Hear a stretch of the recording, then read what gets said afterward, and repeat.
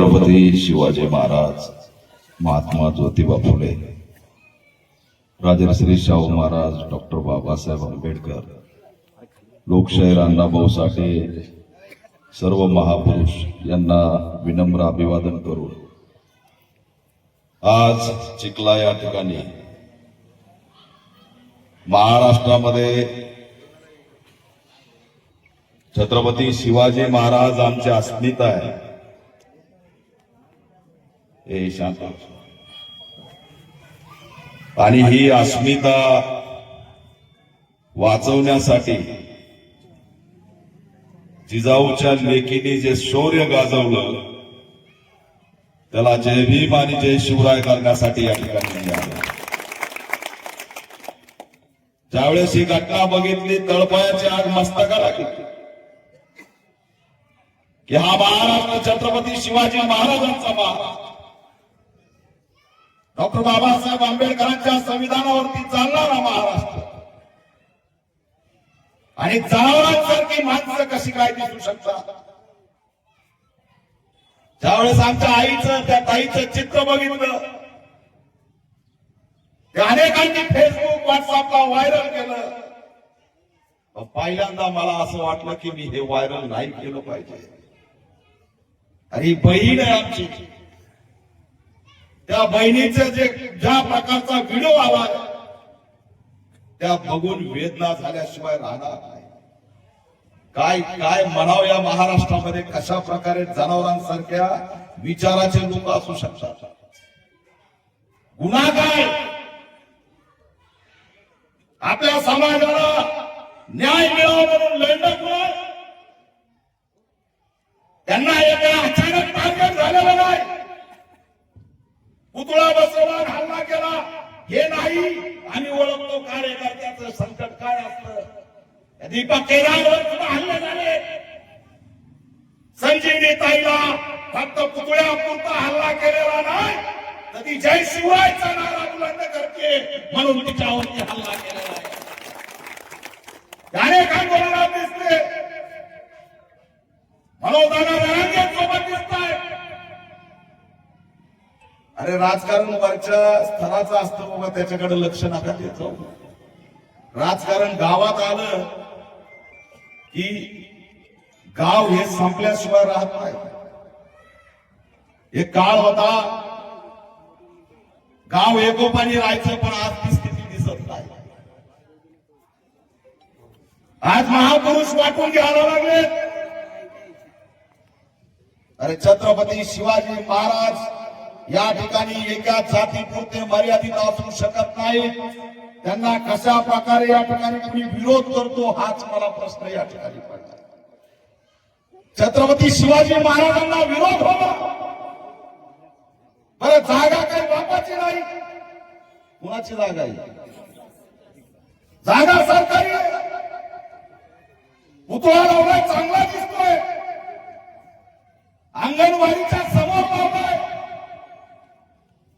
उद्या छत्रपती शिवाजी महाराजांच्या पुतळ्याकडे बघून लहान लहान लेकरं पुढे येतील आणि त्यांचं भविष्य करतील. हा पुतळा प्रेरणा आहे आणि त्याला विरोध करण्यामागे जातीवाद याला कुणी नाकारू शकत नाही. कितीही म्हणलो तरी याच्यामध्ये जातीवादाचा वास आल्याशिवाय या ठिकाणी दिसत नाही अशी स्थिती आहे. आणि म्हणून मी बऱ्याच वेळेस पोलिसांना बोलवतोय, कुणी यायना, पीआय यायना, डीवायएसपी यायना, आम्हाला उत्तर द्या, तो आरोपी कुठे आहे? मुख्य आरोपी आतापर्यंत अटक का नाही? मुख्य आरोपीला त्या ठिकाणी आतापर्यंत अटक झालेली नाही. पोलीस यंत्रणा मुख्य आरोपीला पाठीशी घालण्याचं काम करते का? हा प्रश्न सुद्धा आम्ही या माध्यमातून विचारतोय. तो जो काही मुख्य आरोपी आहे त्याला सुद्धा अटक झाली पाहिजे, ही ऑल इंडिया पॅंथर सेनेची या ठिकाणी मागणी आहे. ताई, आम्हाला तुमच्याबद्दल खूप या ठिकाणी हळहळ व्यक्त करतोय की तुम्ही स्वतःच्या घरासाठी लढा दिला नाही, तुम्हाला काहीतरी मागणी स्वतःची योजना पाहिजे म्हणून लढा दिला नाही. तर तुम्ही त्या ठिकाणी माझ्या छत्रपती शिवाजी महाराजांचं स्मारक उभा राहिलं पाहिजे, यासाठी लढायची आणि मरायची तयारी दाखवली, त्याबद्दल खऱ्या अर्थाने तुम्हाला सलाम करतो. ही जिजाऊची लेक आहे आणि बुलढाण्यामध्ये जर जिजाऊच्या लेकीवर अन्याय होत असेल तर हा भीम सैनिक शांत बसणार नाही. तिच्या केसाला जरी धक्का लागला तर या ठिकाणी समाज कंटकाला आम्ही सोडणार नाही. हा इशारा सुद्धा चिखल्यामधून मी या ठिकाणी देतोय. कदाचित सहन केलं जाणार नाही. ही आमची बहीण आहे. बुलढाणा हा जिजाऊचा जन्मस्थळ आहे. सिंदखेडराजा बाजूला आहे आणि जिजाऊच्या लेकीवर हात टाकण्याची हिंमत होते, त्यांचे कपडे फाडण्याची हिंमत होते आणि हे सरकार मात्र काहीच करत नाही. हे सरकार जर कंगना राऊतला घरावर काही झालं तर कंगना राऊतला Z+ सुरक्षा देते का नाही? आणि प्राजक्ता माळीला एका मिनिटात मुख्यमंत्री भेटतात. आज 2 दिवस झाले मुख्यमंत्र्याचा आला का तुम्हाला फोन? साधं स्टेटमेंट नाही, कुणाचं ट्विट नाही. काय पाहिजे? मतासाठी बोलणार नाही. तुम्ही मतासाठी जगा, जातीसाठी जगा, मानवतेसाठी आम्ही पुढे येऊन या ठिकाणी छत्रपती शिवाजी महाराजांचं स्वराज्य आबादी ठेवल्याशिवाय राहणार नाही. हा हल्ला फक्त चिखल्यामध्ये आमच्या बहिणीवर नाही तर छत्रपती शिवाजी महाराजांच्या अस्मितेवरील हा हल्ला आहे. आणि म्हणून ठामपणे सांगतोय, 2च राजे इथे जन्मले, बरोबर आहे की नाही? एक त्या रायगडावर आणि एक त्या चौदार तळ्यावर. काही तुम्ही दाखवून दिलं की तुम्ही जिजाऊची लेक आहे.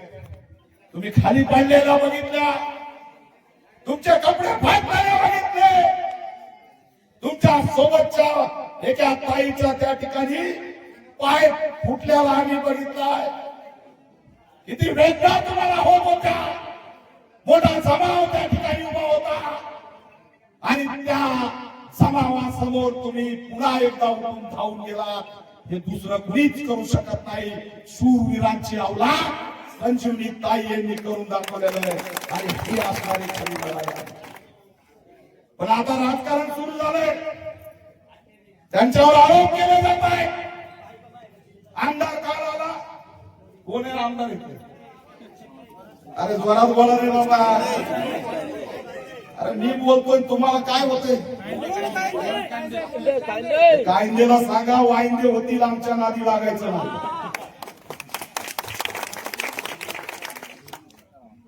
येऊ द्या. मंत्री उशिराच येत असतो, निवडणुकीच्या आधी लवकर येत असतो, काही फरक पडत नाही सगळ्याला. इथं मंत्री संत्री आमदार खासदार काही नाही.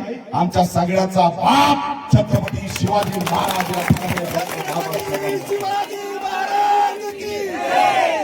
अटक करा म्हणून यायला पाहिजे, आरोपीला अटक करायला यायला पाहिजे. ते आमदार एकीकडे म्हणतात माझा समज नाही, तुम्ही चांगले असाल, पण मला सांगा हा आरोपी फरार कस काय झाला? फरार कुणामुळे झाला? याला पळून कुणी लावलं? मुख्य आरोपीला 24 तासाच्या आत अटक करा, नाहीतर आमदार तुम्हाला एक्सपोज केल्याशिवाय आम्ही राहणार नाही. हा इशारा सुद्धा या माध्यमातून आम्हाला सगळं कळतंय, कोणी कुठं लपवलंय, काय केलंय, कोण पाठीशी आहे.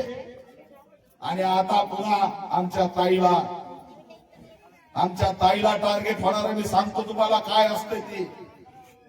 तुम्ही जर एकत्र राहिले नाही, एकजुटीने ताईच्या मागे राहिले नाही तर ताई एकटी पडून, एवढं लक्षात ठेवा. आम्ही तिला एकटी पडू देणार नाही. आम्ही लय सगळ्याला नीट करून आलो. तुम्हाला माहितीये सरपंच संतोष देशमुखचं प्रकरण नीट करून आलोय. कोले कुत्रे आमच्या पुढे काहीच करत नाही. त्याच्यामुळं दादागिरीची भाषा कुणीच करायची नाही. हा जातीचा लढा नाही, समाजकंटकाच्या विरोधातला लढा आहे. आम्ही त्यांना समाजकंटक म्हणतो, त्या जातीचा सुद्धा उल्लेख करत नाही. जातीवाद असता तर गोपीनाथ मुंडे एवढ्या वेळेस खासदार झालेच नसते. त्यांना मराठा आणि दलितांनी मतदान केलेलं आहे.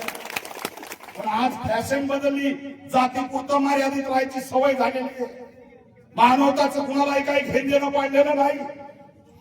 जिजाऊची लेख, रमाईची लेख, सावित्रीची लेख, अहिल्याची लेख ही महाराष्ट्राची लेख आहे. आणि तिच्यावर जर कोणी हात टाकत असेल तर जातीच्या पलीकडे जाऊन पंकजाताई मुंडेंनी निषेध केला पाहिजे होता, परंतु तो केला नाही. हे दुर्दैव वाटतं. यापुढे दोन समाजातला वाद नाही, हा वाद आहे महिलावरती अन्याय झालाय.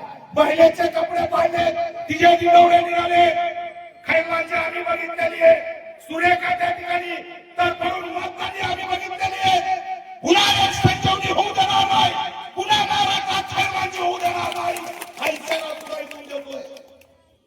आणि म्हणून पुन्हा ताईला अटक त्या ठिकाणी अटॅक केला जाईल. मी पोलिसांना सांगतोय, त्यांना पोलीस संरक्षण द्या, मुख्य आरोपीला अटक करा. दंगलीचं वातावरण करणाऱ्यावरती लक्ष ठेवा. मला कमाल वाटते, 2 पोलीस होते वाटतं इथे. कोण होते? 4 होते. आणि 8 दिवसापासून वातावरण दूषित होतं, तरी आयबी कुठं गेली? त्याला इंटेलेक्च्युअल ब्युरो म्हणतात. आयबीला हे कळतं दीपक केदार कोणत्या दिशेने चाललाय, पण आयबीला हे कळा नाही तर दंगल होणार आहे. अरे कुणाला विरोध करताय? छत्रपती शिवाजी महाराजांना विरोध. काय त्या जिजाऊ आणि छत्रपती शिवाजी महाराजांचे उपकार आपण विसरू शकतो का? आपलं जे काही अस्तित्व आहे ते ह्या सगळ्या महापुरुषांमुळे. आज आपण जे स्वाभिमानाने ताठमानाने जगतोय, आज आपण कष्टकरी कामगार म्हणून रयतेचे स्वराज्य भोगतोय, त्याला जर कोण कारणीभूत असेल तर छत्रपती शिवाजी महाराज कारणीभूत आहेत. त्या पुतळ्याला तुम्ही विरोध करताय. लाज वाटत नाही? काय करायला निघालो ह्याची लाज वाटत नाही? अरे त्या ताईचा सन्मान करायचा हा पुतळा बसवला म्हणून तर तुम्ही तिचे कपडे फाडताय आणि कपडे फाडल्यापुढे म्हणताय जातीवाद आहे. जातीवाद नाही, हे समाजकंटक आहे. ज्यांनी या ताईवर अटॅक केलाय ते समाजकंटक आहेत आणि त्यांच्यावरती मोक्यासारखी कारवाई झाली पाहिजे, ही सुद्धा आमची या ठिकाणी मागणी आहे.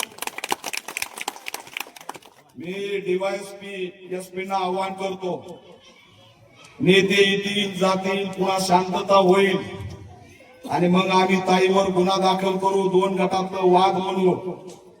तुम्ही जर संजीवी ताईवर गुन्हा दाखल केला एसपी, तर बुलढाण्यामध्ये निळ आणि फगो वादळ काय असतं ते सापडून दिल्याशिवाय राहणार नाही. तुमच्या पोलीस स्टेशनवर कोणता जमाव यायला लागलाय, काय नाटकं सुरू आहेत हे सगळे आम्हाला कळते. तिला जर एकटा पाडण्याचा प्रयत्न केला तर महाराष्ट्रामध्ये या राखा याचे परिणाम झाल्याशिवाय राहणार नाही. हा त्यांचा विचार आहे. तुम्ही त्यांना एकटं पाडू नका. माझ्या बहिणीच्या अंगावरचे कपडे ह्यांनी फाडले, तिकडे छत्रपती शिवाजी महाराजांनी आया बहिणींच्या रक्षणासाठी अनेकांचे हातपाय तलवारीने वेगळे केले. तलवारीचा राज नसला म्हणून तुम्ही इथं आमचे हल्ले करू नका. तलवारीपेक्षा धारदार शस्त्र आहे आणि त्याचं नाव आहे डॉक्टर बाबासाहेब आंबेडकरांचं संविधान. ते तुम्हाला सोडणार नाही. हे कायद्याचं राज्य आहे, इथं दादागिरी चालणार नाही. म्हणजे कुणाची दादागिरी असो ती खपवून घेतली जाणार नाही. आणि काही सहन करू जर जिजाऊच्या लेकीवर हात टाकला तर हा भीम सैनिक मावळा शांत बसणार नाही. हा इशारा मी या ठिकाणी द्यायला. बाबासाहेब आंबेडकर की जय. गाव चांगलंय तुमचं, गावाला जपा, सामाजिक सलोखा ठेवा, एकत्रित राहा. जात नाही तर समाजकंटक त्यांना नाव द्या आणि गाव एकत्र ठेवून या गावामध्ये छत्रपती शिवाजी महाराजांसहित सगळ्या महापुरुषांचे पुतळे उभा करा. सगळ्या विद्यार्थ्यांना कळू द्या, नव्या पिढीला कळू द्या की आपल्या बापाने आपल्यासाठी काय केलंय ते सुद्धा गरजेचं आहे. आणि म्हणून हे नाव तर दिलंय, परंतु या अंगणवाडीला सुद्धा आता छत्रपती शिवाजी महाराजांचं नाव द्या अशी सुद्धा मागणी या माध्यमातून करतो. आणि क्रांती महत्वाची, माझ्या ताईचे कपडे फाटलेले बघितले, संजीवनीताई हा भाऊ तुझ्या पाठीशी ठामपणे उभा आहे आणि म्हणून मी तुला या ठिकाणी शाल आणि साडी द्यावा या ठिकाणी आलो.